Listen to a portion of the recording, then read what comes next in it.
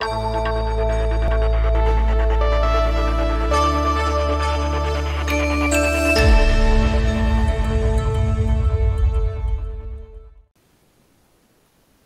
selamat pagi dan salam sejahtera. Pada pagi ini saya akan membentangkan tajuk kajian tindakan yang menentukan dan mengatasi masalah pembacaan yang dihadapi oleh murid-murid tahun 6 di pedalaman, khususnya di SK Sungai Sepin. Oke, tajuk kajian sudah. Kemudian kita teruslah pergi kepada abstrak. Abstrak kajian adalah tujuannya untuk menentukan dan mengatasi masalah pembacaan yang dihadapi oleh murid-murid tahun 6 di pedalaman. Dan kumpulan sasaran saya adalah murid tahun 6 yang terdiri daripada 11 orang murid tahun 6 di pedalaman di SK Sungai Sepin. Dan yang ketiga, refleksi. Refleksi. Di mana murid di sini adalah berbangsa Iban dan hanya 3 orang murid sahaja yang berbangsa Melayu. Oleh hal yang demikian telah menjadi satu tradisi di sekolah, di mana-mana murid-muridnya bertutur dalam bahasa ibunda mereka, iaitu bahasa Iban sebagai bahasa komunikasi antara satu sama lain. Oleh kerana fenomena ini, sebahagian besar di antara murid-murid sekolah ini tidak dapat bertutur bahasa Melayu dengan sepenuhnya. Masalah ini berterusan semasa proses pengajaran dan pembelajaran bahasa Melayu di dalam kelas dan semasa berkomunikasi dua hala antara guru dan murid. Berdasarkan kepada pemerhatian, masalah ini berpunca daripada pergaulan persekitaran mereka yang hanya bergaul dengan komuniti Iban saja, terutamanya di luar waktu persekolahan. Sebab demikianlah mereka tidak dapat menggunakan bahasa Melayu kerana setiap komunikasi antara mereka hanya menggunakan bahasa ibunda mereka sahaja. Isi kandungan kajian. Fokus kajian saya adalah berdasarkan perhatian saya selama 7 tahun mengajar di sekolah ini dan semasa proses pengajaran pembelajaran bahasa Melayu setakat ini, saya dapati bahawa aspek tanda baca dalam ayat bahasa Melayu selalu mengelirukan murid-murid. Objektif kajian pula. Saya pecahkan kepada 2, iaitu yang pertama adalah objektif am, di mana objektif kajian tindakan saya adalah ingin meningkatkan kefahaman murid dalam penggunaan tanda baca seperti nota, koma dan tanda soal dalam ayat-ayat mudah bahasa Melayu. 3.2 pula objektif khusus. Terdapat 3 objektif khusus yang perlu dicapai dalam menyempurnakan kajian tindakan saya ini. Yang pertama, murid dapat membaca dengan lancar. Kedua, murid dapat membaca tanda baca yang betul.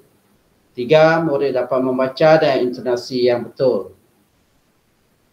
Kumpulan sasaran saya. Murid-murid tahun 6 iaitu seramai 11 orang, iaitu 5 orang lelaki dan 6 orang perempuan. Ia tidak dapat menguasai kemahiran membaca dengan baik. Murid-murid ini pula berasal dari latar belakang keluarga yang berlainan, sama ada di segi aspek ekonomi dan juga sosial.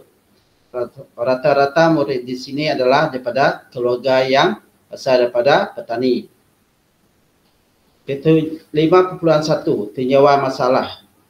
Masalah murid tidak dapat membaca sesuatu petikan atau prosa dengan betul. Yang kedua, kebanyakan murid pula tidak membaca di hentian yang sepatutnya dan meneruskan pembacaan tanpa melihat tanda baca yang terdapat di dalam petikan. Analisis tinjauan masalah. Pertama, akan mengenai pasti masalah yang dihadapi oleh murid-murid, iaitu terdapat sebahagian daripada murid yang mengambil ujian tersebut yang tidak dapat membuat perbandingan di antara tanda koma dan nota. Yang kedua adalah murid tidak memahami konsep membaca dan berhenti sekejap, iaitu koma, dan juga membaca berhenti tetap, iaitu nota. Isi tindakan yang saya jalankan adalah 1.3 aktiviti pengajaran dan pembelajaran yang telah dirancang. Yang telah dirancang adalah aktiviti yang pertama, membaca ayat yang sama dan tanda baca berlainan. Aktiviti yang kedua, membina ayat mudah. Aktiviti yang ketiga, belajar sambil bermain yang saya namakan sebagai kotak ajaib. Bahan-bahan yang digunakan dalam menyediakan setiap aktiviti adalah seperti berikut. Yang pertama, kertas lembaran bacaan dan kad ayat. Kedua, lembaran kerja, pensel dan warna. Ketiga, kotak, radio ataupun handphone dan juga simbol tanda baca. Ketiga, instrumen dalam kerangka pemerhatian adalah seperti berikut. Yang pertama adalah soalan ujian, di mana tinjauan luar talian digunakan untuk mendapatkan maklumat pencapaian murid dalam aspek yang dikaji, di mana pemberian markah akan diberikan. Analisa akan dibuat untuk menepasti keberkesanan tindakan yang dijalankan. Yang kedua, temu bual. Guru berbual dengan murid untuk mengetahui pandangan mereka terhadap topik, iaitu tanda baca. Ketiga, pemerhatian. Seorang rakan sejawat akan memerhati dan menilai semasa guru bahasa Melayu menjalankan proses pengajaran dan pembelajaran. Kelebihan dan kelemahan guru semasa mengajar akan dicatatkan. Pelaksanaan tindakan dan pemerhatian. Aktiviti pertama, proses pengajaran dan pembelajaran. Guru akan mengadakan sesi soal jawab dengan murid sebagai set induksi. Guru akan menyoal murid beberapa soalan untuk dijawab oleh murid. Guru akan mengajar murid membaca dan mengikut intonasi yang betul serta membetulkan kesilapan murid secara langsung sekiranya berlaku. Langkah penutup, guru akan menyuruh murid membaca berulang-ulang kali untuk meningkatkan kemahiran membaca mereka. Yang kedua, murid memberikan perhatian yang sepenuhnya semasa proses pengajaran dan pembelajaran dijalankan. Semasa sesi soal jawab diadakan, maka jelaslah bahawa penglibatan murid adalah sangat aktif. Yang ketiga, murid juga turut berasa gembira semasa aktiviti 1 dijalankan, terutama yang semasa membaca ayat yang sama tetapi dengan menggunakan intonasi yang berlainan. Refleksi kajian. Pertama, aktiviti pertama telah berjaya dijalankan memandangkan semua murid melibatkan diri sewaktu aktiviti pertama dijalankan tadi. Terutama yang semasa membaca dan menyebut ayat-ayat yang ditunjukkan. Kedua, penglibatan murid adalah sangat aktif serta memberi sepenuh perhatian dan kerjasama kepada guru sepanjang aktiviti 1 dijalankan.